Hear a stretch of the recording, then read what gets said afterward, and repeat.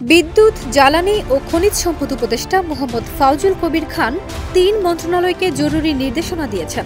বিদ্যুৎ, সড়ক ও রেলপথে গ্রাহক কিংবা যাত্রী সেবা বিঘ্নিত হলে টেলিভিশনে স্ক্রলের মাধ্যমে জানাতে হবে।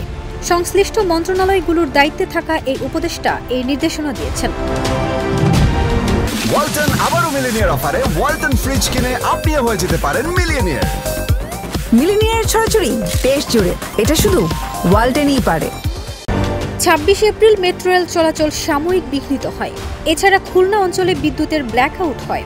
এইসব ঘটনায় ২৭ এপ্রিল এ সংক্রান্ত নির্দেশনা দেওয়া হয়েছে উপদেষ্টার পক্ষ থেকে। ওই নির্দেশনায় দাবি করা হয়েছে, ব্ল্যাকআউট এবং মেট্রো চলাচল সাময়িক বন্ধের বিষয়গুলো সংশ্লিষ্ট মন্ত্রণালয়ের সচিবেরা কিংবা সংস্থার প্রধানেরা উপদেষ্টাকে জানাননি। তিনি এইসব বিষয়ে সামাজিক যোগাযোগ মাধ্যম থেকে জানতে পারেন।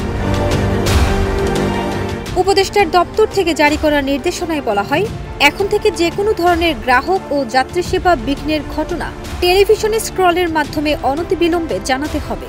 গ্রাহক ও যাত্রী সেবা আবার চালু হলে সেটাও জানিয়ে ঘটনার জন্য দুঃখ প্রকাশ করতে হবে। নির্দেশনায় আরও বলা হয়েছে, মনে রাখতে হবে, গ্রাহক ও যাত্রী সেবা আমাদের দয়া নয়, বরং দায়। মেট্রো রেল ও বিদ্যুৎ বিভ্রান্তির ঘটনায় উপদেষ্টা ফাউজুল কবির খান তীব্র নিন্দা প্রকাশ করেছেন বলে সড়ক পরিবহন মন্ত্রণালয় সূত্রে জানা গেছে। তিনি কৈফিয়ত চেয়েছেন, কেন এ সেবা বিঘ্নিত হওয়ার বিষয়টি যাত্রীদের জানানো হয়নি এবং কেন দুঃখ প্রকাশ করা হয়নি। ভবিষ্যতে এ ধরনের পরিস্থিতি এড়াতেই নির্দেশনা দেওয়া হয়েছে। ফারজানা নিকিতা, দেশ রূপান্তর।